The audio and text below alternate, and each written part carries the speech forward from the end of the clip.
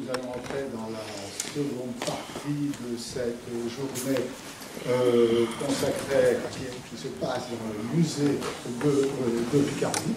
J'en profite d'ailleurs pour remercier le musée de Picardie en la personne Madame Morel qui est ici présente. Bien. Ce matin, un certain nombre de vous ont déjà assisté au parcours philosophique qui a été mené par Christian Godin.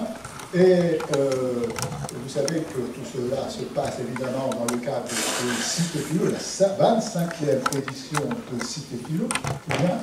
Et il y a un volet Cité Philo qui est actualité éditoriale. Or, nous avons profité bien sûr de la sortie de cette année, c'était en 21, d'ailleurs c'était bien en 21, oui, du livre de Marc Delaunay, Peinture, voyez, et philosophie. On est donc toujours en plein dans le sujet pour l'inviter. Alors, Marc Delaunay est bien sûr philosophe. Il est également très connu pour être traducteur de l'allemand. Il a traduit énormément d'ouvrages. Il dirige d'ailleurs la traduction de Nietzsche dans l'édition de La Pléiade. Et donc ici, il va venir nous parler donc, de ce livre, Peinture et société. Et son interlocuteur, c'est M. Godin, qui a accepté de jouer le jeu ici, en gros, après une lecture, d'essayer de poser des questions, bien sûr, à Marc Delaunay, mais également, nous le souhaitons, au public, non pas poser des questions au public, mais que le public, à son tour, va réagir lui-même et poser des questions afin qu'on établisse un dialogue. C'est bien sûr le principe de ces rencontres. Bien, et maintenant, il ne me reste plus qu'à laisser la parole d'abord, je suppose, à M. Godin. Oui, je précise que M. Godin était professeur d'université à Clermont-Ferrand. Bien, voilà. M. Godin, je vous passe le... Voilà. Merci. Alors, Marc Delaunay, vous êtes connu d'une grande partie des étudiants de philosophie parce que vous avez traduit tellement de textes importants, spécialement en philosophie allemande, qu'un thésard ou même un étudiant qui rédige une maîtrise en genre de DEA est obligé pour les références bibliographiques de non seulement connaître votre nom, mais de l'orthographier correctement. Alors, vous êtes non seulement spécialiste de la philosophie allemande, que vous avez beaucoup traduite, mais également d'herméneutique. Alors là, vous venez de publier un ouvrage qui est aux éditions du Cercle, Peinture et philosophie. Et alors, la première question qui peut venir à l'esprit, c'est de savoir qu'est-ce qui vous a conduit, vous, traducteur spécialiste de philosophie allemande, et puis herméneuticien, qu'est-ce qui vous a conduit à écrire un ouvrage qu'on cataloguerait de façon très schématique, grossière, d'esthétique? Merci beaucoup, merci à vous d'être... Ça marche? Oui. Vous m'entendez? Merci à vous, c'est très juste de présenter les choses comme vous le faites. Si je voulais répondre correctement à la question, je commencerai par quelque chose qui peut vous paraître un peu scandaleux, c'est que je ne suis pas du tout spécialiste de peinture. J'ai une culture dans le domaine qui dépasse à peine celle d'un amateur éclairé. Et donc, ce n'est pas à partir d'un goût particulier pour la peinture, qui chez moi est secondaire par rapport plutôt la préférence, disons, pour la musique, laquelle est elle-même en seconde position par rapport à la préférence pour la poésie. Donc, ce n'est pas du tout par volonté de donner une forme plus structurée à un goût qui serait, c'est le cas de dire, un violon dingue, c'est plutôt pour répondre à un défi de méthode. Et vous avez dit très justement que je m'intéressais à l'herméneutique, et c'est précisément sur ce terrain-là qu'il m'a paru intéressant de répondre à un défi que que je ressentais de manière très sensible, c'est le cas de le dire, très perceptive, face à des peintures que je ne comprenais pas. C'est-à-dire, bien sûr, comme n'importe qui, si on voit ici mal, mais bon, le Rembrandt d'Aristote, qui a été le point de départ, l'Aristote de Rembrandt, pardon, je voyais comme n'importe qui un personnage central, le buste d'Homère, le personnage central, on savait que c'était Aristote, et ce tableau, qui paraît tout simplement évident, je ne savais tout simplement pas, ni ne comprenais ce que je devais regarder. C'est-à-dire, bien sûr, comme n'importe qui, je le vois, et à partir de ce que je vois, je me pose la question de ce que je dois regarder. Et la chose semble, au premier abord, très simple. Il y a un personnage qui est en majesté, qui est Aristote, qui pose la main sur un buste d'Homère. Pourquoi aller plus loin, enfin, que chercher derrière cette évidence de la perception, ou cette évidence de la vision? Et la question que je me posais à propos de ce tableau, mais qui a été le guide pratiquement de l'ensemble des études que j'ai faites dans ce livre, ça a été de me demander comment la peinture, par des moyens strictement picturaux, c'est-à-dire avec les moyens dont disposent les peintres, tentait de représenter le temps. Alors, ça paraît évidemment totalement paradoxal, puisque la peinture, par définition, est figée et elle présente tout simplement des représentations qui se distribuent en tâches de couleurs. C'était ça le point de départ, c'est-à-dire vraiment tester sur quelque chose qui n'a rien à voir avec des textes, une méthode d'interprétation et d'analyse qui, d'abord, est faite pour interpréter les textes. Et je me disais, si cette méthode a une quelconque validité pour interpréter, par exemple, de la poésie, pourquoi perdrait-elle sa validité si elle s'attaquait à des œuvres très lointaines, si l'on veut, de la poésie, tout du moins par les moyens employés, et qui serait la peinture? Et donc, je me suis mis au travail pour vérifier la validité d'une méthode qui s'appelle herméneutique. C'est un nom un peu compliqué, il a toute une histoire et une tradition, on ne sait pas très bien ce que ça veut dire. Pour ce qui est des textes, je pense que si on parle d'herméneutique textuelle, ça veut dire quelque chose qui est à peu près synonyme d'explication de texte. Même si ça paraît un peu trivial de le dire comme ça, je ne vois pas d'autre moyen de le dire en français qui soit plus satisfaisante ou plus précise.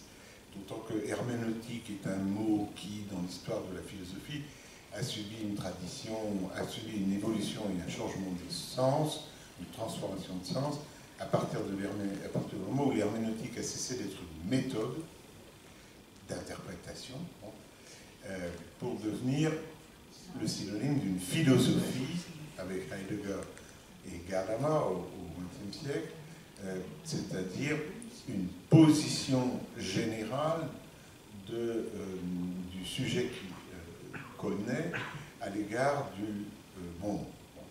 Et donc, à partir de ce moment-là, l'herméneutique signifie tout autre chose qu'une méthode. Et chez Heidegger comme chez Gadamer, on constate évidemment que leur premier souci, c'est de distinguer l'herméneutique qu'ils défendent contre l'herméneutique comme méthode. Et je ne participe évidemment pas de cette transformation, au contraire, je la récuse, et je tiens absolument à ce que l'herméneutique reste une méthode. Chez Aristote, l'herméneutique est faite pour analyser les formes du discours, et spécialement les formes du discours argumentatif, c'est-à-dire le discours qui intéresse les philosophes au premier chef, à savoir l'argumentation par syllogisme. Bon. Ça n'est pas non plus cela. L'herméneutique, ça veut dire simplement analyser une œuvre, l'examiner, tenter de l'expliquer et essayer de se confronter à la question de savoir comment l'œuvre produit son sens. Là, on aborde quelque chose de très difficile, parce que traditionnellement, nous pensons que le sens est dans l'œuvre. On part la plupart du temps du présupposé, profondément enraciné dans notre culture, depuis 2000 ans, que le sens est donné dans les œuvres. Et ainsi, l'interprète, peu importe qu'il s'appelle herméneute ou analyste ou interprète, peu importe, l'interprète se fait déchiffreur de rébus, comme si l'œuvre pouvait être déchiffrée et finir par livrer le secret de son sens. Je défends le point de vue strictement inverse. C'est-à-dire, je prétends que l'œuvre n'a pas son sens. C'est un peu provocateur de le dire comme ça, mais l'œuvre n'a pas son sens, c'est-à-dire le sens n'est pas un attribut de l'œuvre pour la raison que j'avance, et qui est que l'œuvre produit le sens, justement. Que les œuvres sont les matrices qui produisent le sens. À partir de ce moment-là, le travail de l'interprète ne consiste pas du tout à regrouper des éléments que son analyse a isolés pour les organiser en une sorte d'unité qui serait le sens. Je crois que le travail de l'interprète consiste à essayer de reconstruire comme les moyens par lesquels l'œuvre a voulu ou a tenté ou cherche à produire quelque chose comme un sens. Ce sens n'est évidemment pas déclinable ou exprimable en une série d'énoncés ou de formules. Le sens, c'est quelque chose de beaucoup plus ductile, de beaucoup plus dynamique, de beaucoup plus fluide, et c'est plutôt une visée qui est celle de l'œuvre dans sa finalité qui est d'intervenir dans un champ esthétique pour y produire un certain nombre d'effets et surtout pour intervenir dans un débat esthétique auquel l'œuvre cherche à donner une réponse qui est la sienne propre. En outre, l'autre présupposé qui était le mien consistait à considérer que l'œuvre ne s'explique pas par son contexte. C'est-à-dire, bien sûr, le contexte est indispensable pour comprendre ce que l'œuvre cherche à organiser comme un sens, mais le contexte n'est jamais la clé de l'œuvre. L'œuvre ne se réduit jamais à ce qui l'a précédé. Pas plus que l'œuvre ne se réduit à la réception, c'est l'autre forme esthétique qu'on utilise souvent dans l'interprétation, pour dire voilà quelle a été la réception de l'œuvre, et l'œuvre, à ce moment-là, serait la somme, ou le sens de l'œuvre serait la somme, ou la sommation, ou l'intégrale des significations produites par sa réception. C'est aussi une grande tentation. Dans l'un comme dans l'autre des cas, ce qui est remarquable, c'est que l'œuvre disparaît. L'œuvre comme telle disparaît. Ou bien elle s'explique par ce qui la précède, ou bien elle s'explique par ce qu'elle déclenche, mais dans l'un comme dans l'autre cas, on voit disparaître l'œuvre. Avec les textes littéraires, c'est encore plus flagrant. Avec la peinture, c'est presque une évidence. Et troisième remarque, pour donner corps à l'herméneutique matérielle, ou l'herméneutique critique, qui est la méthode que je défends,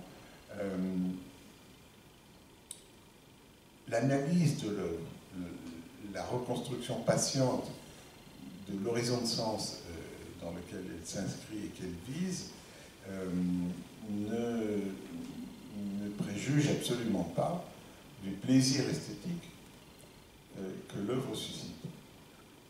C'est-à-dire qu'on peut trouver belle une œuvre sans pour autant en avoir beaucoup de plaisir. On peut trouver au contraire beaucoup de plaisir à regarder une œuvre sans qu'elle soit nécessairement très significative dans le débat esthétique où elle s'inscrit. Et enfin, la compréhension du sens de l'œuvre n'a pas grand-chose à voir avec le plaisir qu'on ressent individuellement. Je veux dire par là qu'on peut avoir un rapport individuel à une œuvre qui ne diminue ni n'augmente en fonction du savoir qu'on a de l'œuvre. En général, je constate plutôt que en savoir plus sur l'œuvre augmente plutôt le plaisir qu'on peut en retirer que l'inverse. Mais c'est une vision un peu personnelle. Et enfin,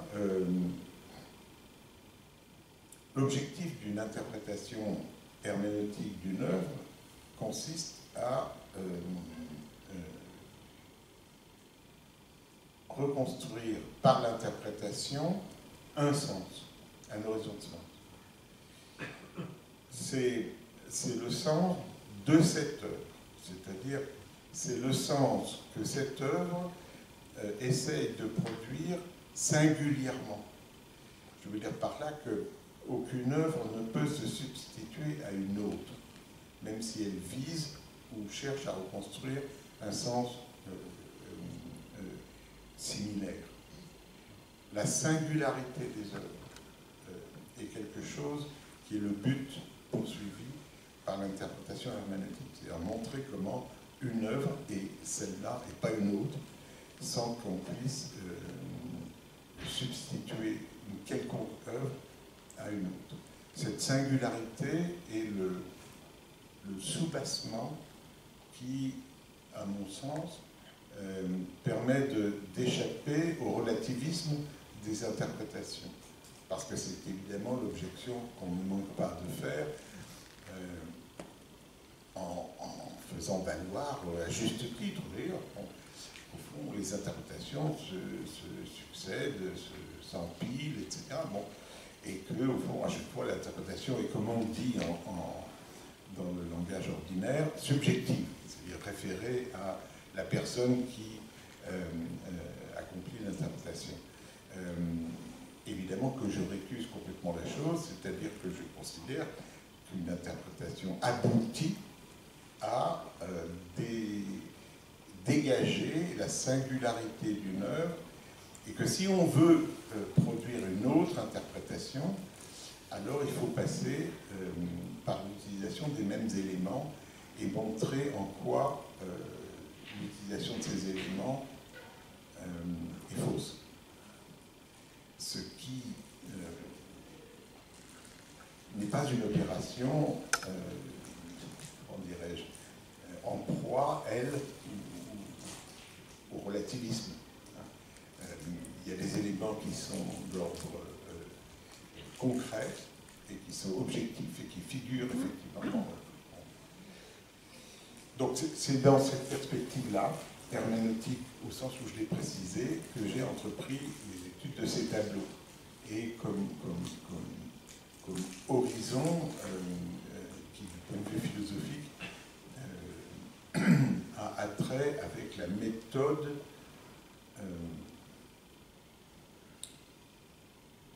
de saisie du sens des œuvres, pour dire les choses de manière plus résumée.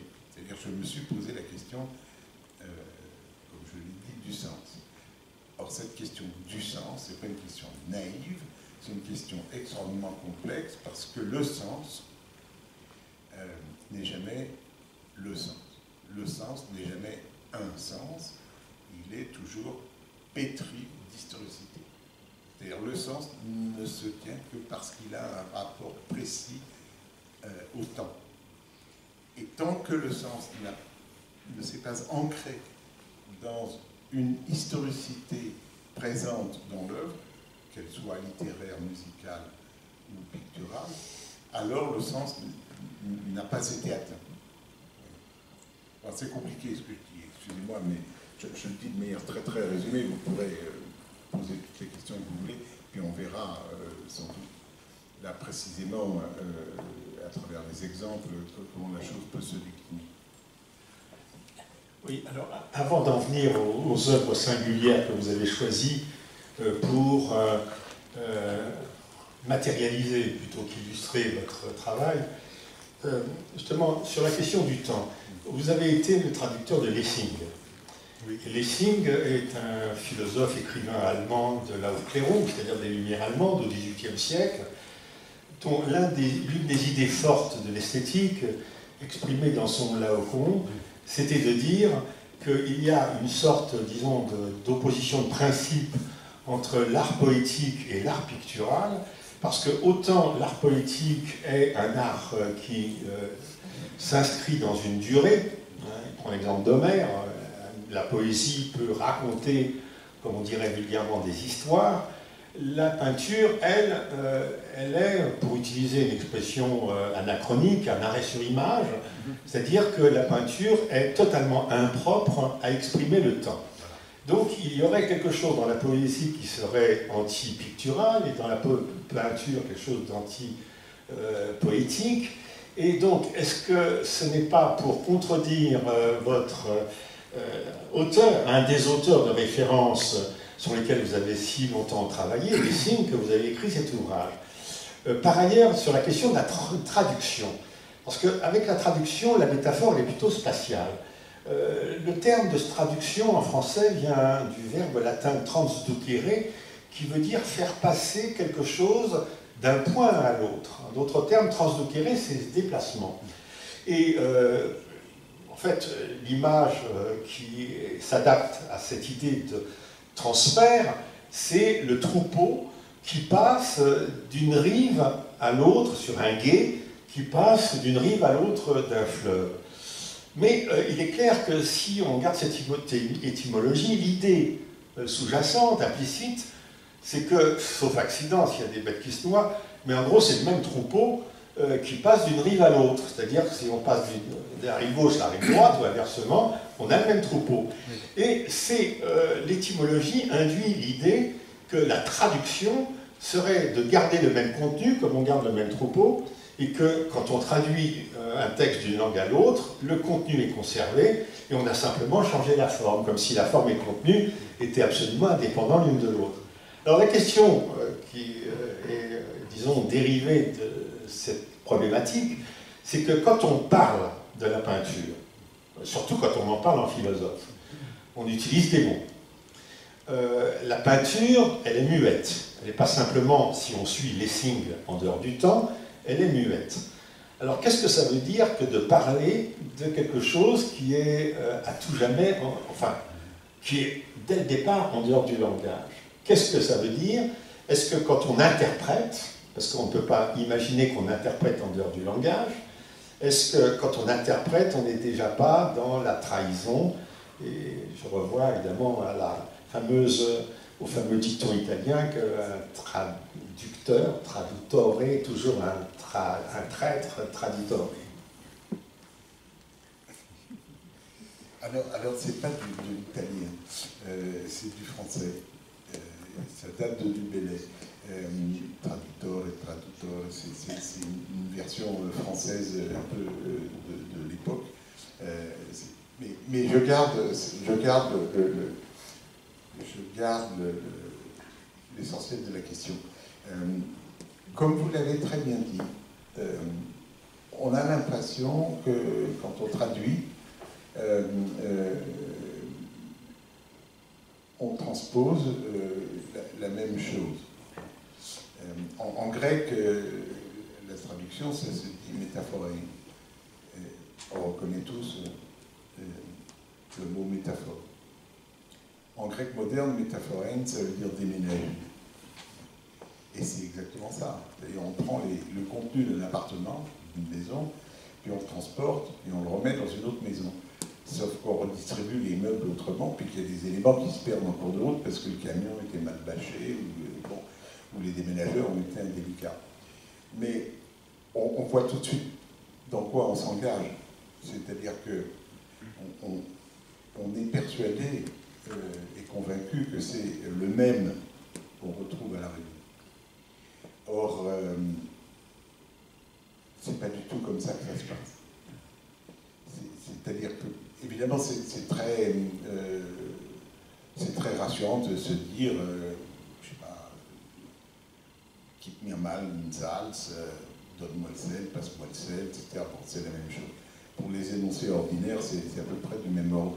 Sauf qu'il y a beaucoup d'énoncés ordinaires qui se disent autrement, de manière idiomatique, et que les coïncidences se font parce que dans l'ordre, disons, de la vie quotidienne, ça peut déclencher les mêmes actions ou les mêmes effets, mais on voit très très vite que ce qui compte à chaque fois, c'est pas du tout ce qu'on appelle le contenu, ou ce qu'on a isolé comme étant le contenu. Ce qui compte, c'est à chaque fois le type de rapport au monde qu'on installe. Et c'est pas le même, et ça ne peut pas du tout être le même. Alors quand, effectivement, c'est là votre question, quand je me mets à parler en philosophe d'une peinture, je produis quelque chose qui n'a absolument plus rien à voir avec la peinture. Je produis une interprétation, pas une œuvre. C'est bien clair. Les peintres, vous en avez montré l'exemple ce matin, quand Picasso repeint 14 fois les Ménines, il fait à chaque fois 14 œuvres, avec les moyens qu'il a, lui, comme peintre, qui sont 14 interprétations du tableau de Velázquez. Il y a quelque chose qui reste du contenu, si j'ose dire, entre guillemets, du contenu du tableau initial de Velázquez, qui est qui ne change pas, et qui est la présentation du peintre, la figure du peintre. Dans le tableau de Velázquez, effectivement, le sujet du tableau, c'est Velázquez. C'est le travail que le peintre fait. Mais si je veux analyser le tableau de Velázquez dans la signification singulière de l'œuvre, c'est ça le défi, il faut absolument tenir compte d'autres éléments dont Picasso n'a pas à tenir compte pour la bonne raison qu'il peint ses toiles plusieurs siècles après, et à une époque où le souci qu'avait Velázquez, peignant les Ménines, de montrer au premier plan le peintre en majesté, c'est-à-dire commettait un acte quasi scandaleux. Le peintre était à la cour, Velázquez était employé, un domestique spécialisé, mais rien d'autre qu'un domestique spécialisé. Or, se montrer au premier plan dans un tableau où il est censé représenter le portrait du roi et de la reine, c'est évidemment un acte d'une très grande ironie et qui est en même temps la signature de toute une histoire culturelle profonde et lointaine où l'artiste revendique d'en être un et d'être reconnu comme tel. C'est une histoire longue, hein, c'est une histoire qui remonte au début du XIVe siècle. Le problème là est est un problème qui à chaque fois doit être posé, disons, dans le moment de l'évolution de la culture où tel art émerge, où tel art répond à un certain nombre de problèmes qu'il se pose spécifiquement, et celui de la peinture, pour revenir au début de votre question, est celui-là. C'est-à-dire, comment se fait-il que la peinture puisse tout de même représenter le temps? Et comment parvient-elle à le faire alors qu'elle n'a pas, normalement, les moyens dont dispose la musique ou dont dispose la poésie? C'est cela qui m'a arrêté et sollicité. Et la peinture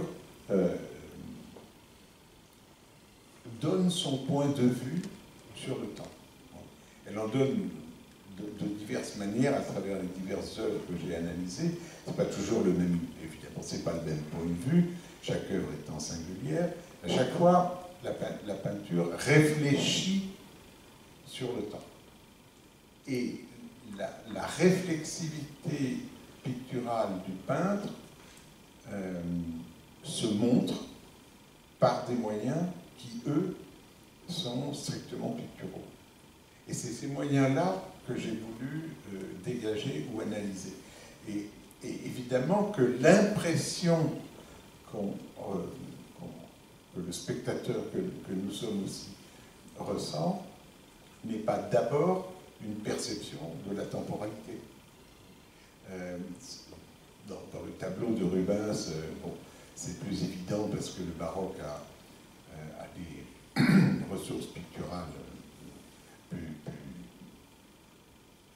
plus évidentes, plus manifestes pour représenter le temps. Chez Rembrandt, ça ne l'était pas du tout et pas immédiatement visible, loin de là. Bon. Je ne l'ai pas découvert par une sorte d'intuition qui m'est tombée dessus en disant « Ah oui, mais Eureka, j'ai trouvé ». Non, il m'a fallu beaucoup de temps pour voir l'œuvre et l'analyser sous divers angles, à partir de différents éléments historiques, pour arriver à comprendre peu à peu ce que Rembrandt avait organisé dans cette toile. Je ne l'ai pas trouvé du tout de suite, bien sûr. Je n'ai pas tout à fait répondu à votre question. Directement. Et bon, on va entrer dans les exemples, disons, que vous prenez dans votre ouvrage. Vous avez répondu déjà à la question que j'avais en tête, savoir qu'est-ce qui finalement a présidé au choix de ces tableaux. Il y en a quelques-uns, 5, 6. Vous avez dit que c'était leur caractère indéchiffrable ou un peu énigmatique. Alors le premier, c'est celui d'un peintre flamand qui est relativement peu connu, enfin pas seulement relativement, Pieter Aersten. Le Christ chez Marthe et Marie, c'est un tableau du XVIe siècle, d'un flamand qui figure au musée d'art d'histoire de l'art de Vienne. Et alors ce tableau, il est marqué, en fait, frappant parce que quand on connaît le titre, le Christ chez Marthe et Marie, on s'attend, je pourrais le montrer, on s'attend à disons, à une peinture d'une scène religieuse qui est relativement bien repérée. Hein. Et quand on regarde ce tableau, on est immédiatement frappé par une forme qui domine le centre de ce tableau. Alors, attendez, on va le trouver. Voilà. C'est juste comment faire.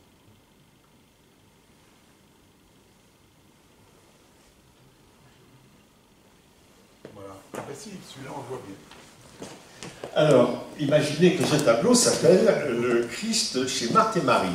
Or, ce qui domine ce tableau, c'est une forme de couleur ocre qui est vraiment imposante.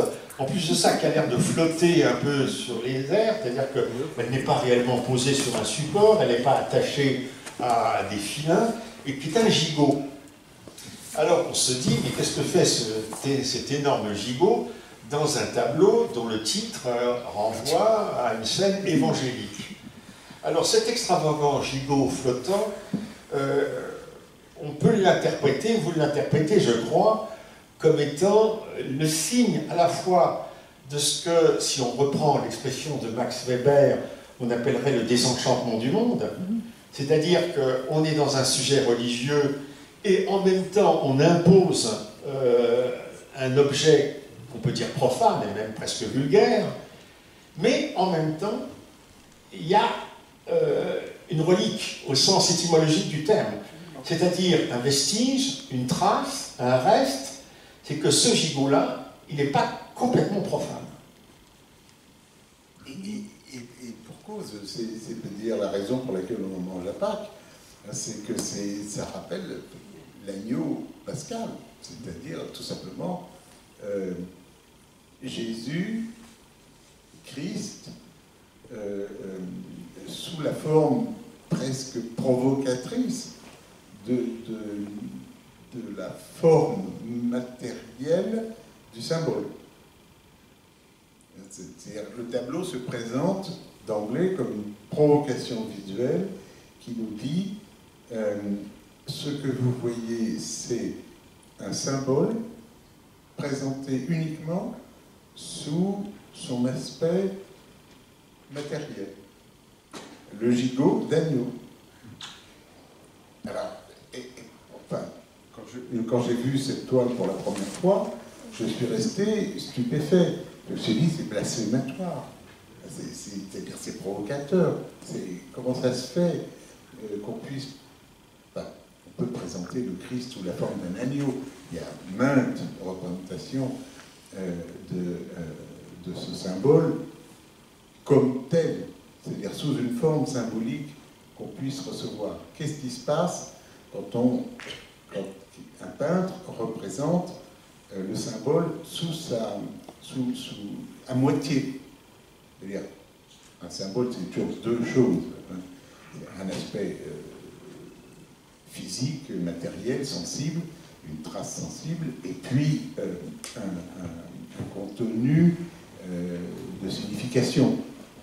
Là, on vous présente la face sensible, le gigot. C'est-à-dire, en plus, par métonymie, c'est-à-dire le gigot comme partie de l'agneau, lequel figurerait le Christ. C'est un travail pictural qui n'est pas par hasard dû à la Renaissance, c'est-à-dire à une époque où justement on commence à avoir un point de vue réflexif sur les soubassements symboliques de le rapport dominant au monde qui est le christianisme, et c'est ce qu'organise cette toile avec une savante construction des différents éléments qui présentent quelque chose comme l'interrogation que le peintre se fait sur le problème de la contemplation.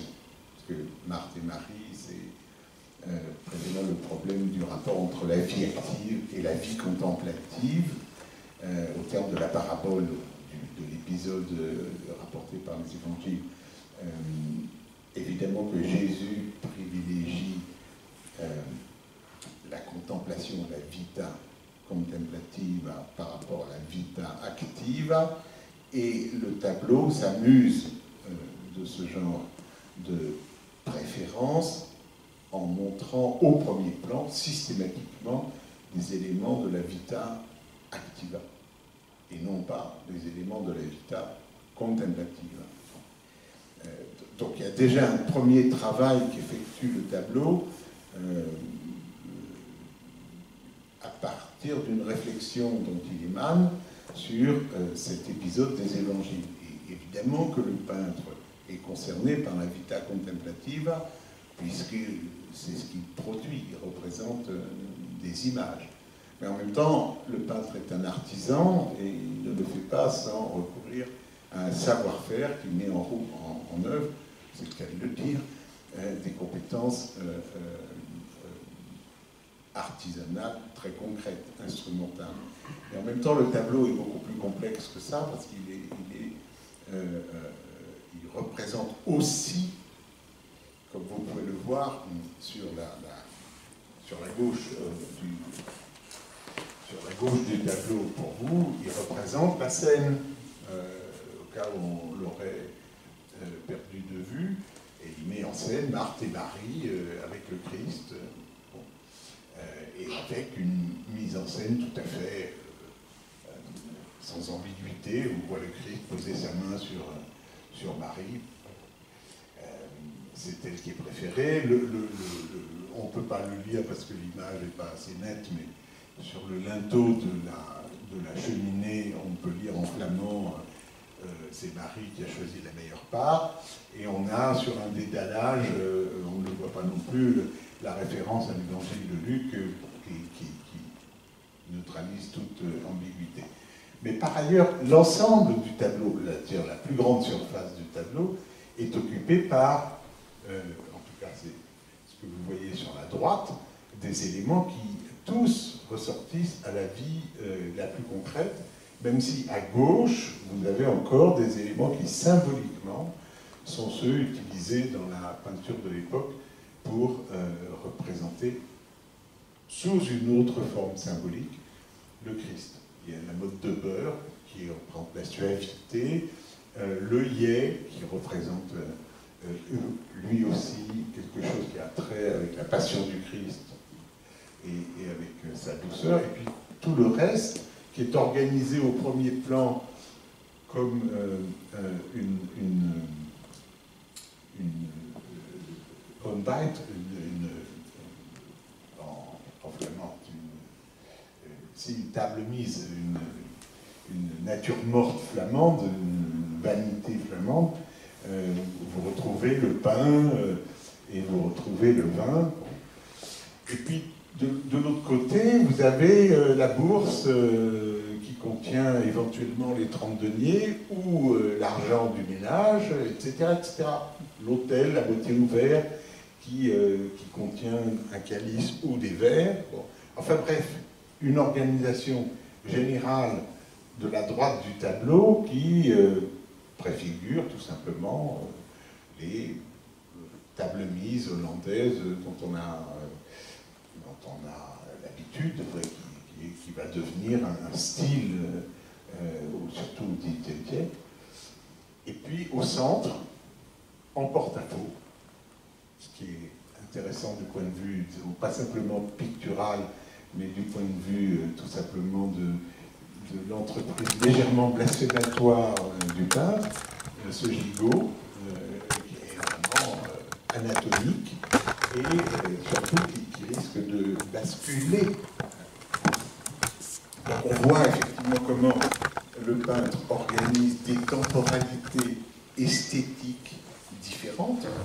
La représentation de Marthe et Marie obéit à une sorte de scène représentée de manière un peu didactique, comme celle qu'on peut trouver dans les églises, sans grand traitement pictural, sans grand talent pictural, alors que le talent du peintre est évidemment concentré dans le premier plan à droite pour représenter la vie active. Donc, vous avez superposition d'esthétique, superposition de représentation, de mode de représentation. Le Christ en chair, comme si on représentait naïvement par une image pieuse le petit épisode de l'apologue. Vous avez le Christ sous la forme très symbolisée d'éléments picturaux raffinés comme la mode de beurre ou le hyet, et puis vous avez le Christ sous la forme alors spectaculaire et presque insupportable de la base sensible du symbole. Donc le peintre vous voyez un effet de la réflexion du peintre sur la construction d'un symbole. C'est pas par hasard que ça arrive après plusieurs siècles, si vous voulez, de peinture médiévale et de représentations symboliques multiples, avec des tentatives de représentation, des essais esthétiques de représentation qui sont différents. Donc on a affaire à une toile qui choque, mais dont l'aspect choquant a pour but de montrer à l'œuvre une réflexion savante, celle-là, du moins élaborée du peintre, sur son mode de représentation et sur les différentes esthétiques qui se superposent. Vous avez donc une réflexion sur l'historicité des représentations symboliques et sur l'historicité de la manière de poser le problème de la représentation de Christ. Oui, Léonard de Vinci disait que la peinture est una cosa mentale, une chose mentale, une façon de dire qu'on ne peint pas ce que l'on voit, mais on peint ce que l'on pense. Et là, vous venez d'illustrer en fait cette idée que la peinture est une pensée visible, et qu'à cet égard, c'est le point d'articulation qui interpelle le penseur, le philosophe, le visiteur. La deuxième toile que vous avez choisie, Nature morte à la vigne, d'un peintre qui est d'ailleurs aussi inconnu que le précédent, un certain William Clayson Eda. C'est une peinture qui est abritée au musée de Stockholm et qui est un peu postérieure, qui date de 1630. Et sur cette peinture, on peut voir disposer, comme beaucoup d'ailleurs de natures mortes hollandaises ou flamandes du XVIIe siècle, un verre de vin. En arrière-plan, vous avez un pampre, une branche de vigne avec des feuilles et une grappe, je crois, et puis un citron pelé et un pain sur une serviette. Et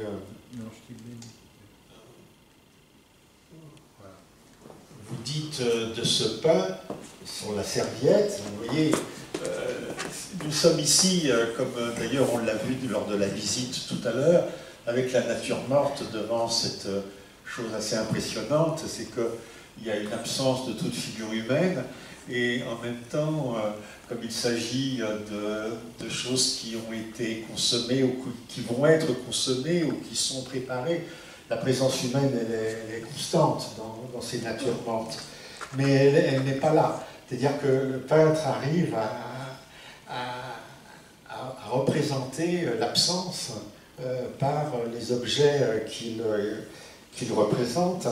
Et vous dites de ce pain que c'est une référence à l'Eucharistie, que c'est une référence religieuse, donc on a là quelque chose qui s'articule avec le gigot précédent. Le citron qui est pelé, alors là il n'est pas pelé en spirale, et vous citez d'ailleurs dans le chapitre que vous consacrez à ce tableau cette géniale idée de Claudel, de Paul Claudel, dans ses articles, son livre sur la peinture hollandaise, où Claudel fait l'analogie entre la spirale du citron pelé dans les natures mortes hollandaises et flamandes et les ressorts de la montre. Et là, nous sommes avec le temps, par excellence. Alors, disons, ce pain qui est, disons, une sorte de... Bon, qui renvoie évidemment avec le vin, le pain et le vin. Plus loin, vous dites à propos des bouquets de fleurs qui ont été si souvent peints par les peintres de cette époque, vous dites qu'ils expriment ou ils contiennent, ces bouquets de fleurs, l'idée spirituelle de la suavité divine. Alors la question un peu provocante que je vais vous poser, c'est que est-ce qu'en disant cela, on ne risque pas une surinterprétation? C'est-à-dire que est-ce que si on trouve dans le citron, disons, le symbole de l'amertume, et dans la fleur, le symbole de la suavité, dans la mesure où il est clair que l'amertume et la suavité sont des, on pourrait dire, des universels existentiaux, enfin c'est des vécus, disons, courants, est-ce qu'on ne verse pas dans la surinterprétation à rattacher ces images ou ces formes à des idées religieuses, à des notions ou à des valeurs religieuses? Merci. Oui, ben, évidemment. C'est la question que je me suis posée 20 fois. Est-ce que je n'exagère pas? Jusqu'au jour où j'ai découvert une vanité espagnole qui date de la même époque et où le citron est remplacé par une montre. Et donc là, j'avais presque la démonstration picturale de la pertinence de ce que dit Claudel à propos du citron. Et en même temps, j'avais ainsi sous les yeux une manière de traiter, à l'époque, je rappelle, si je parle de vanité espagnole, c'est parce que l'Espagne est en Flandre pendant longtemps, et qu'entre l'Espagne et la Flandre, on est dans la même culture. Et donc, il y avait une manière espagnole de traiter le problème que traitaient les peintres hollandais à travers leur Zonbeits, à table, leur Stillleben, comme on dit en allemand, nature morte, comme on dit en français, pas exactement la même chose, et qui est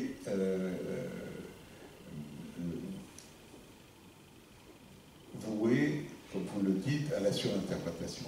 Le problème, c'est que ces natures mortes, il y en a des centaines.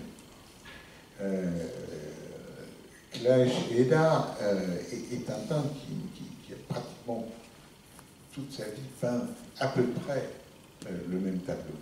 Vous avez des Stillleben, des Zonbeits comme ça, représentés, si vous promenez dans les musées à Gand, à Bruxelles, en Hollande, vous en avez des dizaines et des dizaines, alors qu'ils organisent d'autres éléments, c'est pas des...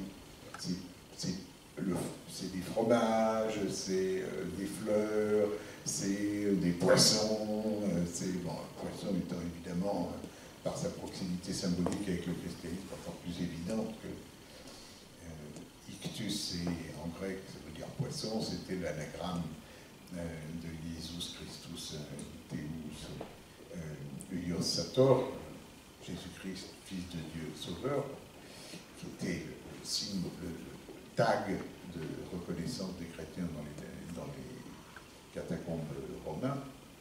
Vous en avez de ces Stillleben, des tombereaux. La question vient de savoir pourquoi, vient de se demander pourquoi on a autant peint ce genre de nature morte à cette époque-là en Hollande. La première réponse, elle est très simple. Ce sont des tableaux que les particuliers achetaient pour les mettre dans leur salon, dans leur salle à manger. C'est une peinture ordinaire.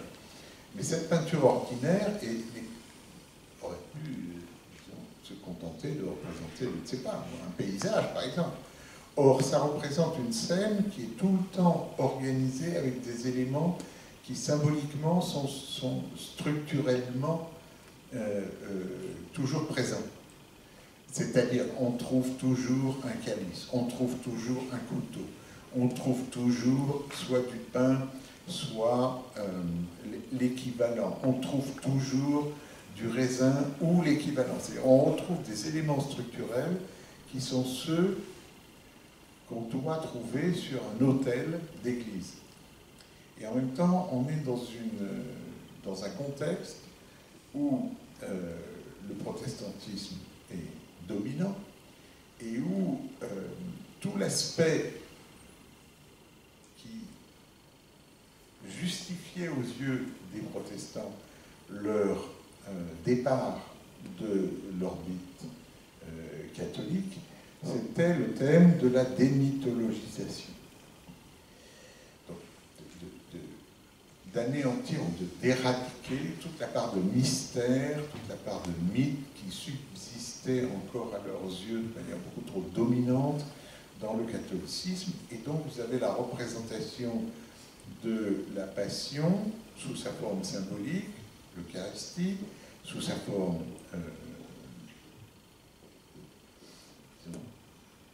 résumée, c'est la messe résumée à un symbole, c'est-à-dire l'aboutissement, disons, d'un travail de sécularisation, de démythologisation, on va faire plutôt démythologisation ou profanisation, si l'on veut,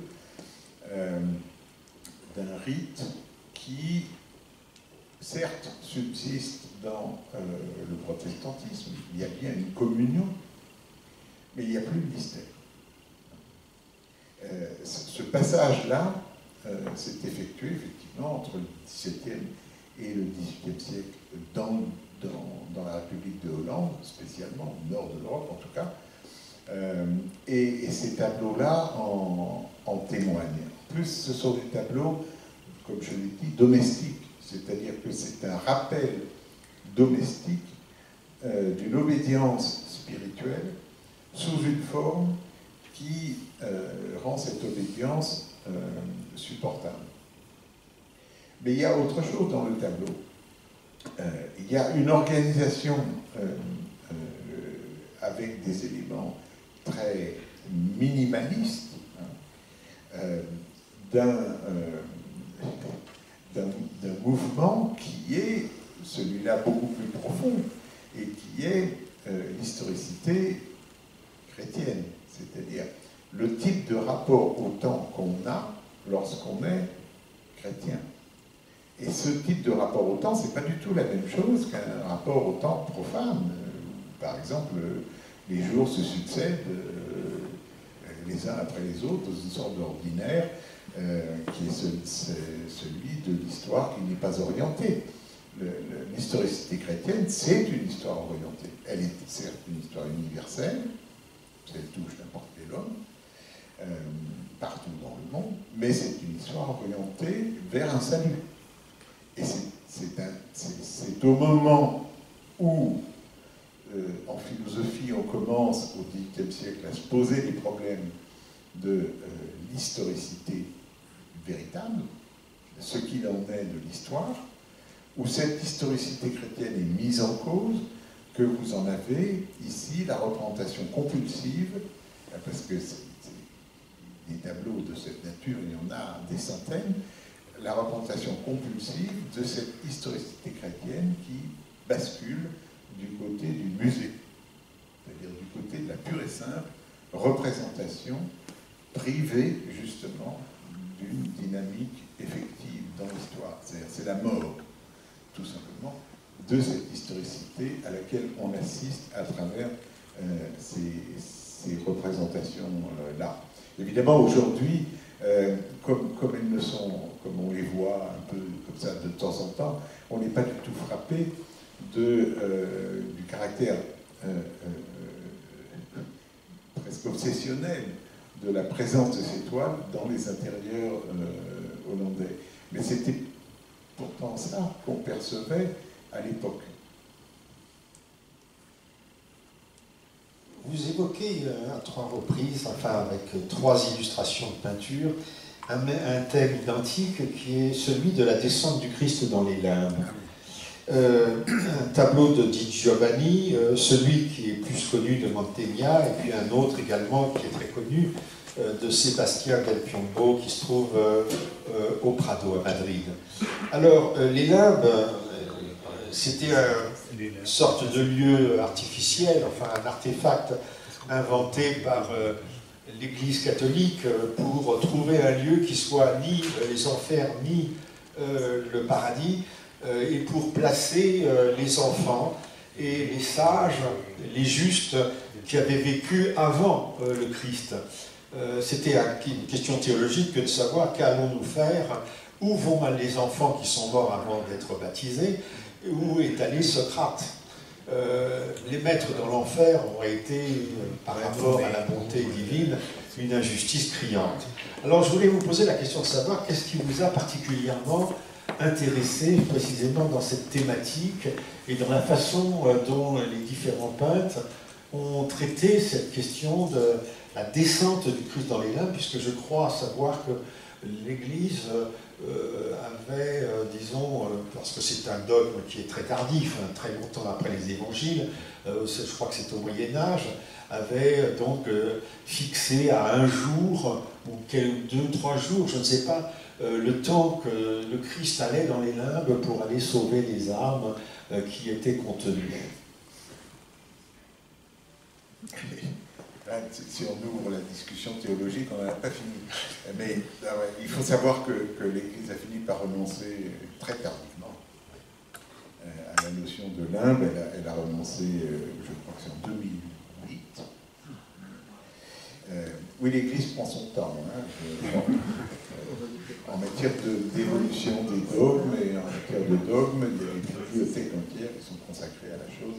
C'est extrêmement compliqué. Mais la question technique que vous comprenez tous, du point de vue théologique, même si vous n'êtes pas théologien ou théologienne, c'est la question suivante. En quoi les justes d'avant le Christ participent-ils, oui ou non, au salut?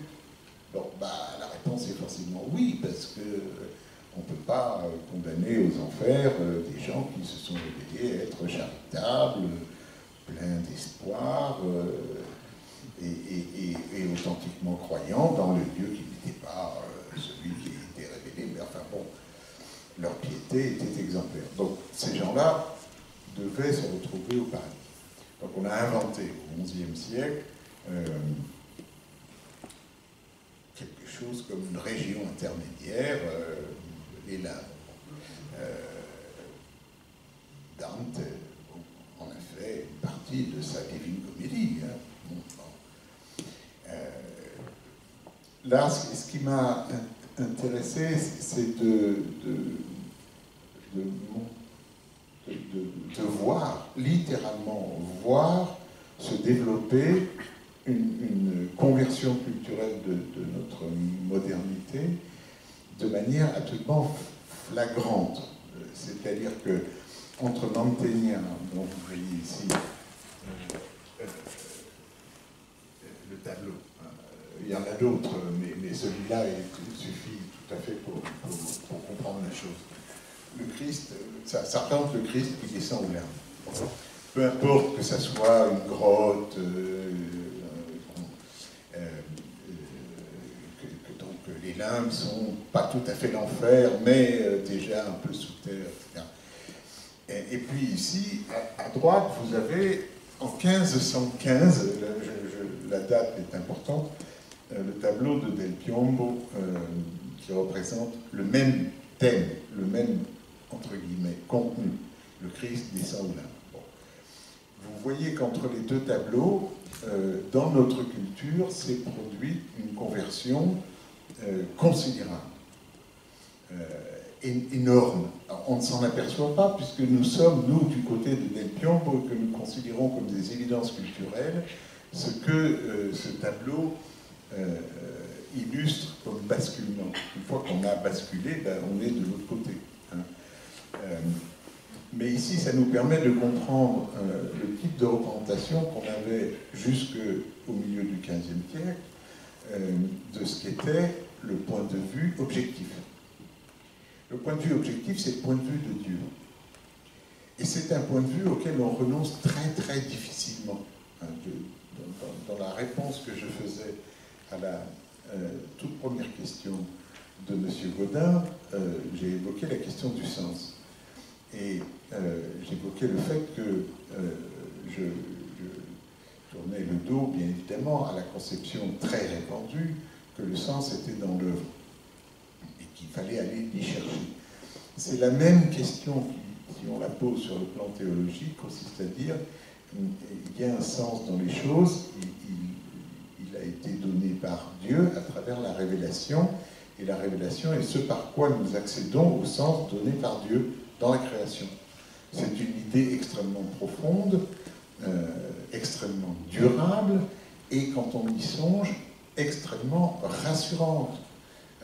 C'est beaucoup plus confortable de se dire « Ah, j'ai mal compris ce qu'on m'a dit », que d'avoir à affronter la responsabilité de reconstruire le sens de ce qu'on m'a dit, étant entendu que la reconstruction que je vais en faire n'est absolument pas garantie par un corrigé professoral. C'est-à-dire, Dieu serait là pour nous sanctionner en quelque sorte, distribuer des bons points ou des bonnes notes en fonction de ce qu'on aurait compris de manière juste. Un petit peu comme dans les versions par rapport aux traductions. Dans les versions, on traduit du latin ou de l'anglais, ou peu importe. Et puis, il y a un professeur ou une professeure qui est là et qui donne un corrigé. C'est éminemment rassurant. Ouf! Ça, c'est la bonne version. La traduction travaille sans corriger. Évidemment, elle travaille en s'affrontant à la critique qui dit non, là, vous êtes passé à côté de cet idiomatisme, vous n'avez rien compris, s'il y a un faux sens, etc. Mais c'est la critique qui le fait. C'est pas une instance supérieure. Or, ici, dans le tableau de Mantegna, vous avez l'expression d'abord d'une immense confiance donnée dans la représentation du rapport au monde qui est gagée sur l'instance suprême qui est Dieu. Il y a un sens objectivement présent. La preuve, c'est qu'on peut voir le Christ de dos. Or, le tableau dit le contraire de ce qu'il montre, puisque le tableau, peint par Mantegna, place Mantegna à la place de Dieu. Qui peut voir le Christ descendant aux enfers sinon Dieu? Là, la réponse est donnée. Ah ben si, maintenant on peut, c'est Mantegna. C'est le peintre. Évidemment que ces tableaux contredisent par leur structure même ce qu'ils montrent, en essayant d'installer dans la culture, de conforter dans la culture, un point de vue objectif. Là, le tableau de Del Piombo, c'est la modernité. C'est-à-dire que le tableau est peint 1515, c'est l'époque où Copernic met là un terme à son ouvrage qui n'est pas publié à l'époque, hein, qui est son ouvrage sur la nouvelle structure de l'univers. Donc Del Piombo ne sait pas que Copernic vient d'achever cette œuvre. Del Piombo simplement exprime, manifeste, construit le sens de ce qu'est pour lui la modernité. Et la modernité, c'est non plus le point de vue objectif de Dieu, c'est le point de vue subjectif de ceux qui sont sauvés par Jésus et qui le voient de face, c'est-à-dire nous. Donc la conversion, ce qu'on appelle la révolution copernicienne, vous en avez ici une illustration patente. La révolution copernicienne, c'est une expression qu'on trouve dans la première critique de la raison pure de Kant, et c'est ce qu'il se targue, lui, d'avoir fait. Mais 2 siècles avant, Del Piombo le montre très concrètement. Ce tournant s'est déjà fait dans la culture. C'est-à-dire qu'on voit maintenant les choses d'un tout autre point de vue, c'est-à-dire d'un point de vue strictement individuel, des gens qui sont comme ceux que le Christ sauve, et qui n'ont pas le point de vue privilégié sur le Christ en train de sauver, mais qui sont parmi ceux qui sont sauvés. Ce tournant-là, c'est celui de notre modernité. C'est-à-dire, nous avons là 2 exemples qui montrent de quoi on est parti et ce à quoi on est parvenu en même pas un siècle. C'est pour ça que les tableaux m'ont arrêté à ce point. C'est-à-dire, le Del Piombo est quelque chose qui ne peut pas ne pas frapper quand on voit toute la série des représentations traditionnelles des limbes, où à chaque fois le Christ, il y a plusieurs tableaux qui le montrent, hein, j'en montre plusieurs dans le livre, à chaque fois le Christ est vu de dos, jamais de face. Et toujours la scène est représentée d'un point de vue objectif, c'est-à-dire du du seul point de vue autorisé, qui est celui de Dieu. Même si, bien évidemment, c'est contradictoire, parce qu'il faut bien un peintre pour montrer le point de vue de Dieu. Mais le tournant proprement philosophique que ces toiles montrent, que la toile de Del Piombo montre, c'est ce qui nous permet d'avoir une interprétation du socle de notre modernité. Donc, on voit bien, là c'est flagrant, c'est spatial, c'est dans la composition du tableau, c'est patent. Tout d'un coup, on est de l'autre côté. On est dans le purgatoire. Je voudrais vous poser donc une dernière question avant qu'on donne la parole à l'auditoire. Vous laissez entendre que la peinture, par elle-même, peut avoir un réel pouvoir dans l'histoire des idées, l'histoire des mentalités. Et vous intitulez votre dernier chapitre « Métamorphose de la fureur ». Est-ce que l'on peut dire que, pour prendre cet exemple particulier, que la peinture nous a donné de la fureur une idée qui, historiquement, a été nouvelle et qui a vraiment transformé l'affect des hommes? Oui, la question est massive. Hein. Je ne sais pas si je peux y répondre très correctement. Je suis parti de peintures qui, pour moi, étaient des interventions culturelles, à chaque fois singulières, mais notables, comme celle-là, par exemple. Bon. Pour dire la peinture pense aussi, la peinture n'est pas coupée de la réflexion philosophique de son temps, le Rembrandt le montre. La peinture n'est pas coupée des transformations culturelles qui sont à l'œuvre dans la vie historique et culturelle contemporaine des peintres qui travaillent. Et dans le tableau de Rubens, on voit deux femmes, Procné et sa sœur Philomèle, qui portent ce nom-là, mais qui, dans la femme d'Ésope, en porte un autre, Aédon, qui se vengent du mari de Procné qui a violé sa sœur, Philomèle, et Procné prépare un repas où elle fait manger à son mari violeur son propre fils. C'est une scène, enfin, c'est un mythe et un récit d'une horreur extrême. On peut la montrer? Oui, on peut la montrer.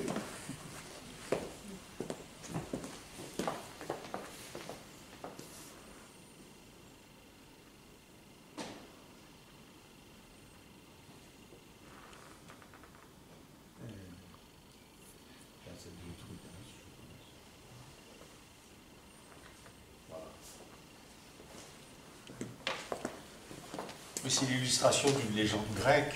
Voilà. C'est très... Enfin, je ne rentre pas dans le détail philologique, c'est très compliqué. Bon. Ce tableau était dans un pavillon de chasse du roi d'Espagne à Madrid. Il avait commandé à Rubens des toiles qui figuraient sur les murs.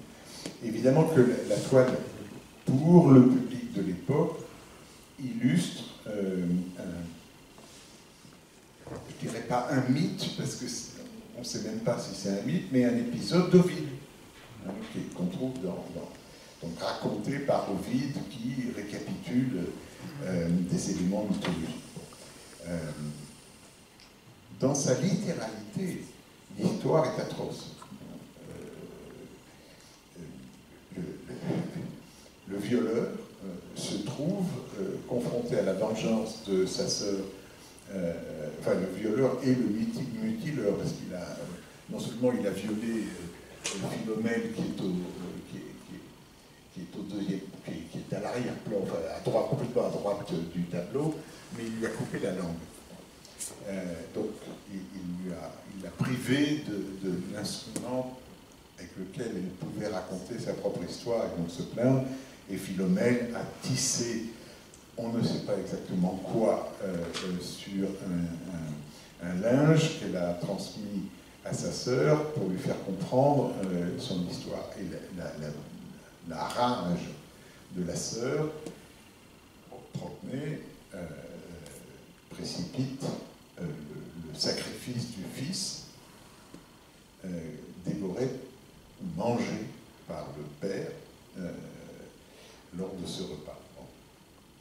L'horreur est extrême, la violence considérable, et même on peut s'interroger sur les raisons pour lesquelles c'est ce type de vengeance qui a été choisi. Parce que c'est tout de même son fils que cette mère sacrifie, alors qu'on se serait plutôt attendu à ce qu'il y ait, je ne sais pas, une castration du violeur, par exemple, ou que le violeur soit égorgé. Peu importe, si j'ose dire. Ce qui est important, c'est de faire apparaître quelque chose de très très ancien. Chez Ésope, on est peut-être au 8e siècle avant notre ère, qui est très mal transmis. On trouve la fable chez La Fontaine, on trouve l'épisode chez Ovide, mais le nom de la protagoniste, Philomèle, change, hein, comme je l'ai dit, et on se trouve confronté à quelque chose qui met très mal à l'aise, qui est la violence vengeresse exercée par des femmes. Et non pas, c'est ça qui est intéressant, non pas la violence exercée par le coupable à l'égard de ces femmes. Il en existe des gravures au Moyen-Âge très distantes, qui ne sont pas du tout détaillées, etc. Mais c'est un phénomène tout à fait intéressant de voir comment la violence est représentée de manière renversée. C'est-à-dire, c'est pas la violence du premier crime qui est montrée, c'est la violence de la vengeance.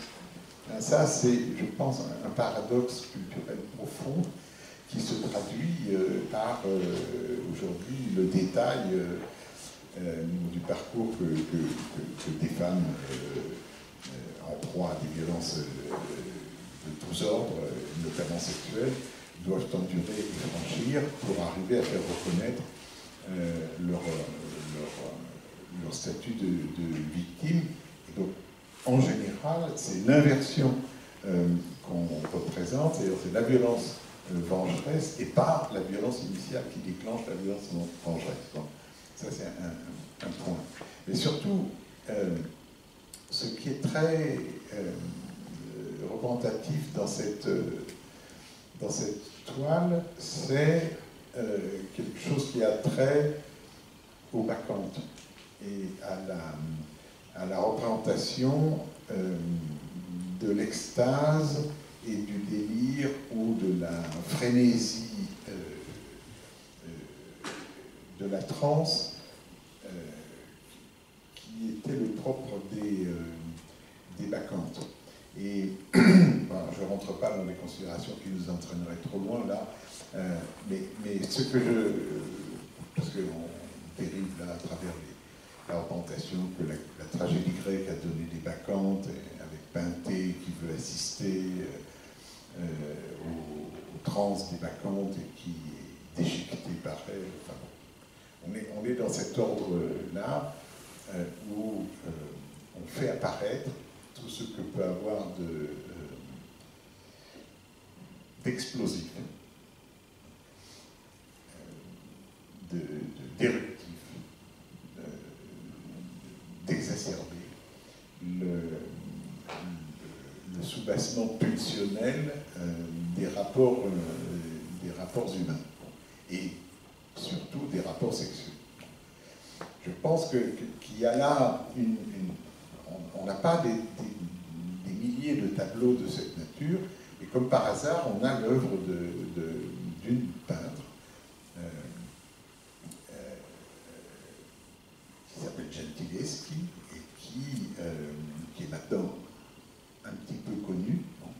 On a pu voir certaines de ses toiles Artemisia Gentileschi, il y a eu des expositions sur elle, où vous avez une représentation par une femme de l'épisode biblique de Judith décapitant Holoferne.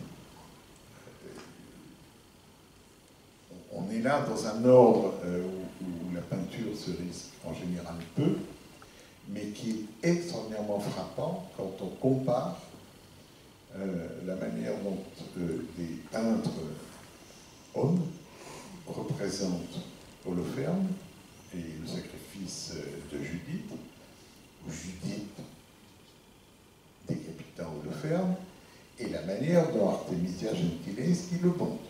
Et je vous assure que c'est absolument sans commune mesure en termes de violence. Et Artemisia Gentileschi a une carrière qui a commencé malencontreusement dans l'atelier de son père, où elle a été violée par un des assistants de son père.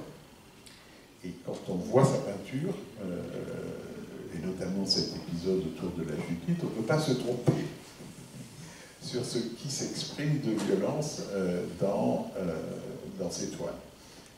C'est tout à fait frappant. Alors, pour répondre à votre question plus précisément, oui, la peinture, me semble-t-il, comme n'importe quelle œuvre de l'art, d'un quelconque art que ce soit, intervient dans l'histoire culturelle. Oui, elle y produit des effets, ne serait-ce que parce qu'elle travaille sur notre propre sensibilité et la modifie. Exactement comme la musique ou comme la poésie, on peut travailler chacune de son point de vue et pour sa part et avec ses moyens propres sur notre sensibilité. Évidemment qu'aujourd'hui, nous sommes plus sensibles aux effets immédiatement produits, peut-être par la photographie d'abord, et ensuite et surtout massivement par le cinéma, puis par la télévision et les réseaux sociaux et les images qui véhiculent. Mais il faut se représenter le travail fait par ces arts-là à une époque où justement nous n'avions pas affaire à disons, une surabondance d'images comme c'est le cas aujourd'hui. Oui, ces œuvres d'art ont joué un rôle en intervenant aussi dans la pensée. Pas simplement parce que des philosophes comme Hegel, par exemple, ont convoqué maintes œuvres dans leur esthétique, mais aussi parce que des penseurs qui n'ont pas nécessairement fait d'esthétique se réfèrent à l'art et tentent d'extirper de l'art des illustrations de leurs propres propos. C'est très fréquent. Si on prend 2 secondes, un tout petit peu de distance par rapport à cette pratique-là constante de la philosophie, et qu'on inverse le rapport, alors on s'apercevra que ce que les arts doivent exiger à juste titre de la philosophie, c'est qu'elle les prenne au sérieux, autrement que dans leur fonction, disons, adjuvante, ancillaire, d'illustration. Et je ne pense pas qu'on puisse aujourd'hui continuer à faire de l'esthétique, ou même plus généralement de la philosophie, en allant chercher dans les arts des illustrations de nos propos, ou de nos écrits, où on peut le faire, mais à ce moment-là, il faut le faire avec une prudence bien plus aiguisée, et réfléchir à quelles œuvres on choisit. Parce que traditionnellement, la philosophie emprunte des œuvres à n'importe quel domaine esthétique, et comme par hasard, elle leur fait dire ce que le philosophe a déjà de toute façon prévu de dire. Bon, l'exemple le plus frappant, et peut-être le plus scandaleux, c'est Heidegger interprétant Hölderlin, en faisant dire à Hölderlin ce que dirait à l'époque un philosophe orienté politiquement comme lui. Il est évident que Hölderlin ne dit pas dans de ses poèmes ce que pourrait penser quelqu'un qui était, disons, dans l'optique, ou dans l'orbite, ou dans l'atmosphère des SA de la fin des années 30. Ça tombe sous le sang. Mais quand on cite une œuvre d'art en philosophie pour y trouver un exemple, on est sûr qu'à chaque fois il s'agit d'un faux sens ou d'un contresens.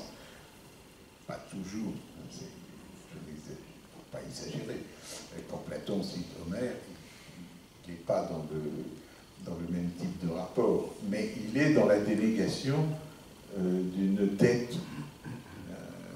C'est clair que le discours philosophique qui s'est constitué à partir d'un matériau poétique, il est facile de montrer que, par exemple, le poème de Parménide utilise une formulation homérique qui décrit dans l'Odyssée l'épisode d'Ulysse attaché à son mât pour parler de ce qui, dans la tradition philosophique, va devenir le terme technique d'étant, pour désigner ce qui existe, ce qui est tito on en grec.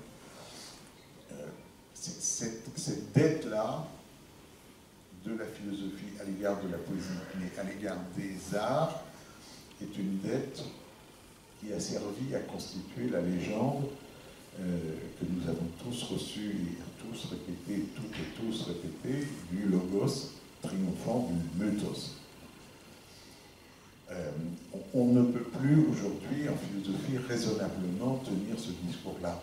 C'est-à-dire ne pas vouloir examiner la dette que nous contractons dans notre propre discours philosophique à l'égard des discours constitués par les autres arts me semble être une naïveté. Et j'ai voulu l'illustrer à travers notamment à travers Très bien. Écoutez, j'espère que ça donnera à tout le monde l'envie non seulement de lire votre livre, mais également de regarder des tableaux, de plus de tableaux. Maintenant, je vais passer le micro à M. Poirot, qui le passera à différents membres du public pour les questions qu'il pourrait poser à Marc Delaunay. Voilà, donc la parole est désormais occupée. Je dispose du micro là. Ah oui, là-bas. Une première question. C'est bien.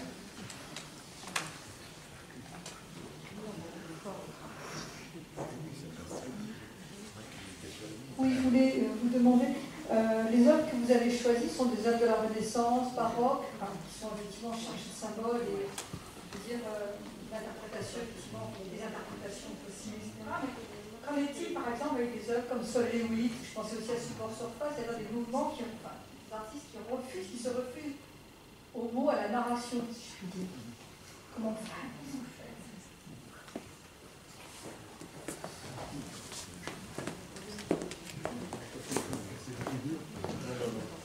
Merci de votre question, ça me permet de confesser, évidemment,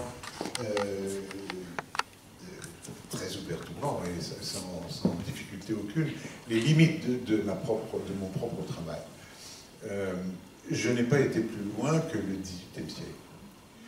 J'ai de ce point de vue-là eu en partie tort, hein, et bien sûr qu'il faudrait prolonger beaucoup plus loin, et notamment au XXe siècle. Bon. Alors d'abord, je manque de compétences pour le faire, c'est-à-dire je connais effectivement un certain nombre d'œuvres du XXe siècle qui auraient pu m'intéresser et que j'aurais pu vouloir convoquer. J'ai essayé de faire le travail avec les anges de Paul Klee. Bon. Et je me suis heurté tout de suite au travail déjà fait par Alain Bonfant, à partir de la phénoménologie husserlienne. Et moi-même, je me suis aperçu que je n'y arrivais tout simplement pas. Hein. Je manquais d'éléments qui m'eussent permis de créer, enfin, d'élaborer une analyse herméneutique satisfaisante de ces toiles-là. l'autre idée qui m'est venue, c'est de travailler sur Rothko. Bon. Et de faire un travail qui consistait pas simplement à apprendre Rothko, mais aussi Malevich et puis Ad Reinhardt, en opposant évidemment carré blanc sur fond blanc à la toile noire de Reinhardt, pour travailler là, mais je n'ai pas du tout fini ce travail sur ce qu'on pourrait appeler le sublime négatif. Ça me fait tout à fait envie, hein, mais bon, voilà, je n'ai pas fini. Il y a plein d'autres choses qu'il faudrait prendre en compte, comme vous le dites très justement. Beaucoup de courants d'art plastique, notamment, beaucoup d'œuvres d'art plastique qui devraient intervenir. Enfin, c'est un champ plutôt à poursuivre et que je pourrais vouloir poursuivre. Mais si vous voulez, à chaque fois,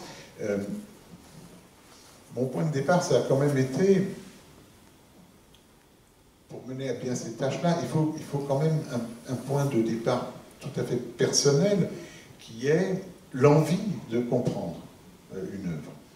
Et non pas le sentiment d'être déjà en terrain trop connu, vous voyez, ou trop balisé par la critique ou par l'esthétique. Et effectivement, très souvent, dans des œuvres, quand j'ai affaire à des œuvres, disons, contemporaines ou modernes,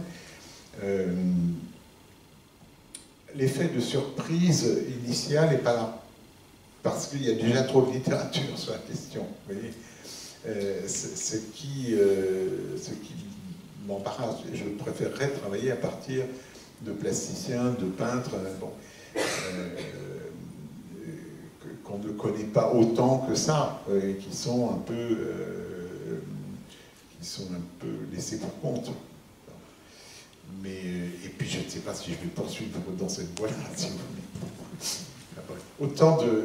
Pardonnez-moi, mais c'est très frustrant comme réponse, parce que je vous dis, ben oui, en effet, vous avez raison, j'aurais dû faire ça, je devrais poursuivre, etc. Mais je n'ai rien à vous montrer, donc, ni à vous faire lire. Donc, bon, mais je reste persuadé que la méthode s'applique à des œuvres, même très contemporaines, où il n'y a rien à voir, où il n'y a pas de peinture narrative, où il n'y a pas de figuration, où on a affaire à simplement, par exemple, des couleurs. Le problème, c'est que j'ai un collègue, Claude Romano, qui a fait un petit livre sur la couleur, qui est vachement bien, que j'ai trouvé formidable.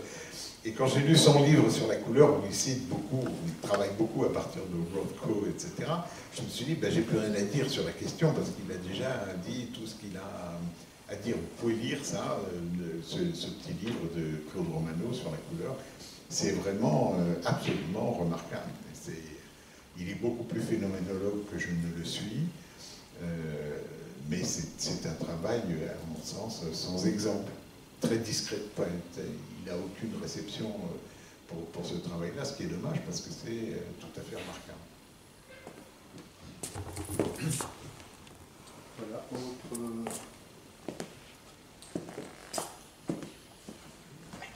Je vais peut-être oser donc une question. Pour être dans le prolongement de ce que vous venez de dire, est-ce qu'on ne peut pas se demander, puisque vous êtes parti, j'ai pu comprendre, de l'idée qu'il se pouvait que les représentations picturales anticipent un peu sur certaines transformations. D'ailleurs, vous parlez de l'action sur la sensibilité, modifie la sensibilité, donc anticipe. Bien. L'exemple était pris avec, bien sûr, la sortie du Christ, bien, des limbes. Bon. Et d'ailleurs, ce matin, je commis un lapsus en parlant de le livre, j'ai dit philosophie et société, non pas peinture et société. Bien, au lieu de dire peinture et philosophie, je pense à Franck Castel. Une des thèses de Franck Castel est bien sûr que la peinture de la Renaissance, bien, a anticipé une certaine vision qui va ensuite être mathématisée, effectivement, du monde. Or, est-ce que pourrait reprendre la question qui a été posée et la réponse.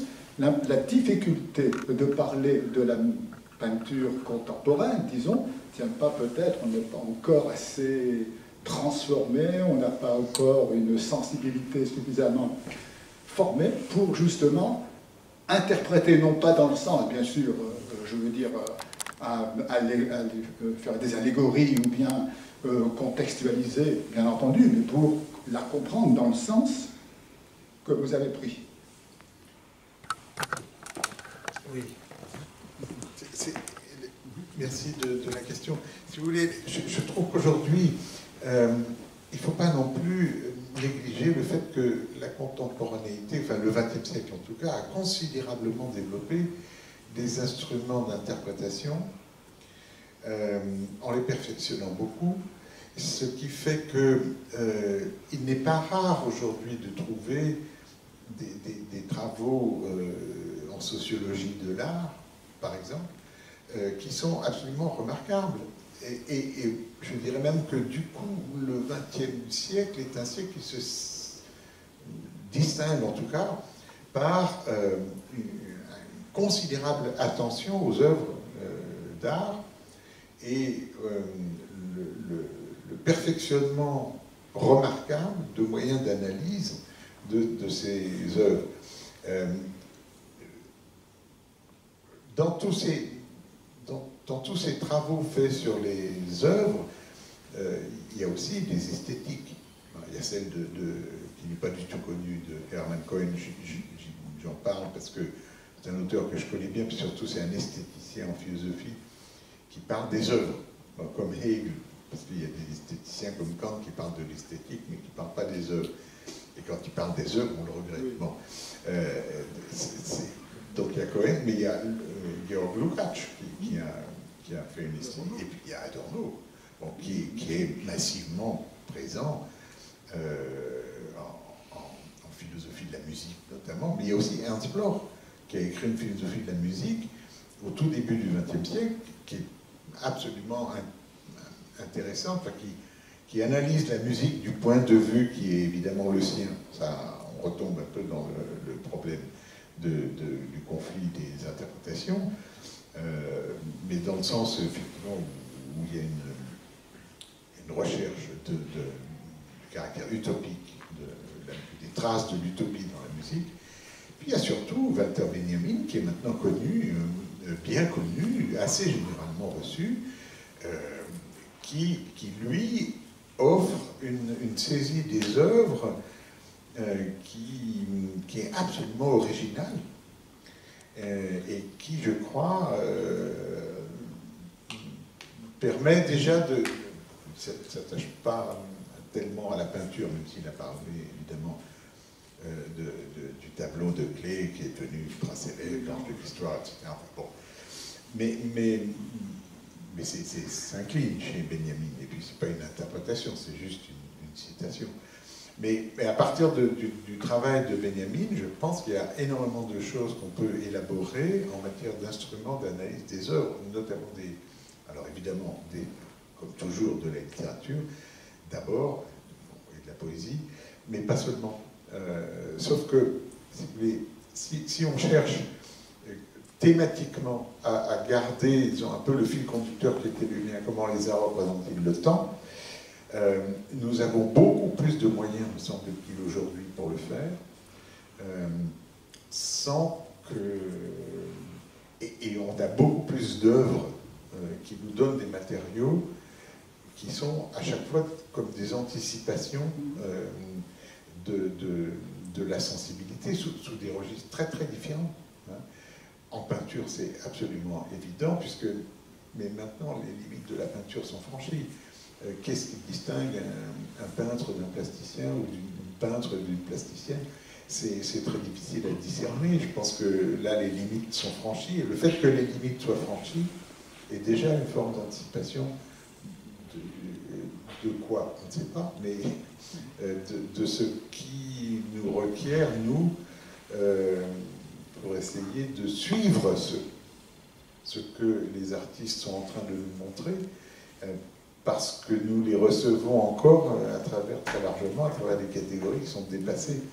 Et c'est au moins cela, les artistes peuvent-ils et peuvent-elles nous en faire prendre conscience, de voir à quel point chez nous, dans la réception qu'on en a spontanément, beaucoup de choses restent encore archaïques et pas du tout à la hauteur de ce qu'ils ou elles font. Merci.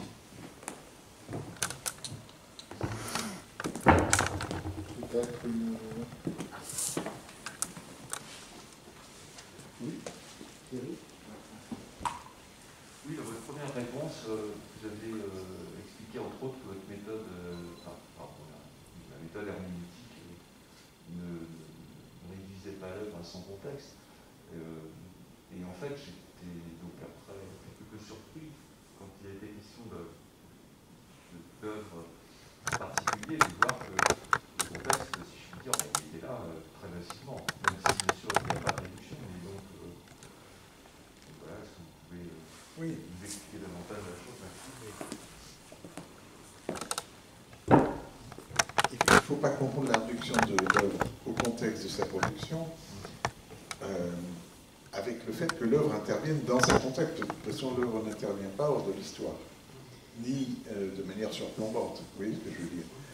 Donc, c'est toujours en répondant à des questions qui se posent à l'horizon qui est culturel, qui est celui du peintre, en l'occurrence, mais ça pourrait valoir pour les autres artistes, que les questions se posent et que les réponses se donnent.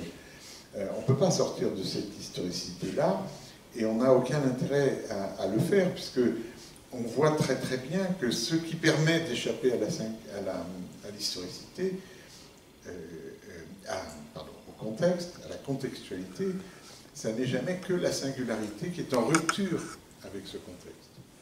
C'est-à-dire, il faudrait, j'aurais dû dire, pour être parfaitement clair, que les œuvres singulières, parce qu'elles sont singulières, représentent toujours un écart par rapport à ce qui est la norme, c'est beaucoup dire, mais disons l'ordinaire du contexte dans lequel elles s'inscrivent, et qui est ce qui est établi dans ce contexte, et que les œuvres viennent soit contredire, soit bousculer, soit par rapport auxquelles elles ironisent, comme on a pu le voir chez Herzl par exemple. À chaque fois, c'est dans un contexte particulier, oui. Mais si vous voulez, dans une histoire particulière, le peintre n'est pas omniscient. Il répond, la peintre, parce que Artemisia répond précisément à une situation qui est la sienne, mais dans un contexte où sa réponse, la violence de sa réponse, comme celle de Rubens, est une réponse qui vaut pour les habitus culturels de l'époque, qui sont mis en cause, ébranlés ou secoués. Donc, ce que je voulais dire par contexte, si vous voulez, c'est que c'est plus... Si je parlais de texte, ce serait plus évident.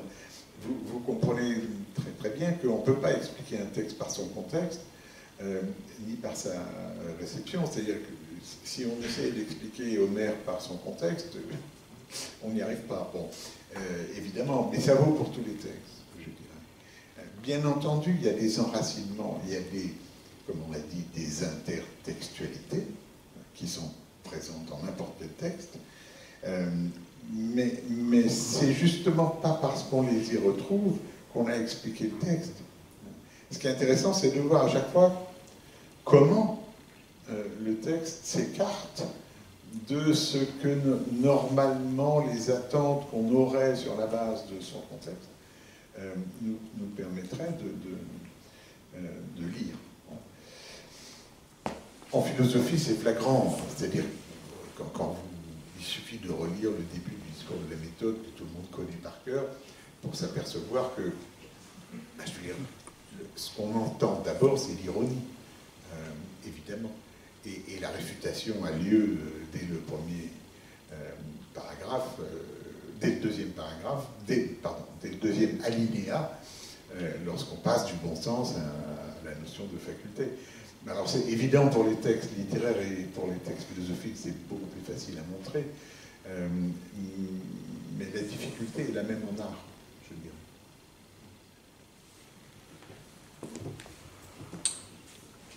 Voilà, je ne sais pas s'il y a encore des questions à poser. S'il n'y a plus de questions, nous allons peut-être pouvoir clore.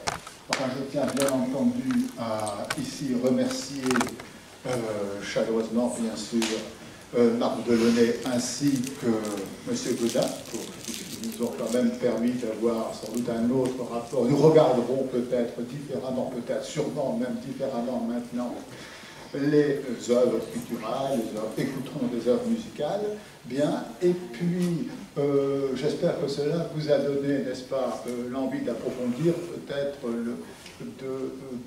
de prendre connaissance de l'ouvrage qu'a écrit donc Marc Delaunay, hein, peinture, je ne me trompe pas, et philosophie, bien.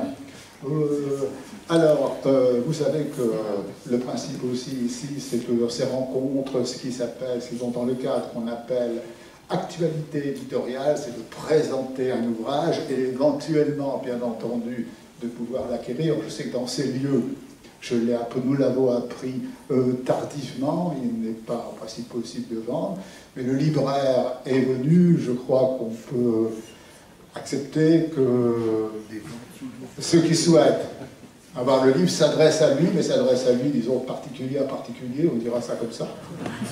Voilà, bien, je ne sais pas, voilà. D'accord. Alors, voilà. Écoutez, je crois que nous pouvons applaudir les deux conférenciers. Voilà. Oui, je précise que c'est la librairie Alira. Nous travaillons avec les 3 librairies indépendantes d'Amiens. Bon, chaque rencontre est l'occasion de présenter un ouvrage d'un auteur. Je précise que Cité Philo, c'est toute la semaine. Ça continue demain. Demain, c'est autour d'un autre ouvrage qui parle cette fois-ci, c'est des nuages au cerveau, qui parle de la genèse des neurosciences. Et n'oublions pas que le thème cette année, c'est fiction. Vous devinez ici que des nuages au cerveau, il y a là un double sens. Hein. Les nuages, c'était l'électricité, comment l'électricité a pu être intériorisée pour comprendre la cognition, etc. Mais aussi les nuages, c'est bien sûr le rêve, l'imagination. Voilà donc de quoi peut-être aussi vous donner envie de venir demain. En tout cas, il y a des programmes qui sont là-bas, si vous souhaitez les prendre, prenez surtout le programme et venez donc à Cité Philo. Et je remercie bien entendu aussi chaleureusement le musée de Picardie de nous avoir accueillis. Nous espérons d'ailleurs que l'année prochaine, nous pourrons recommencer. Voilà, je vous souhaite une bonne soirée et vous dis à bientôt.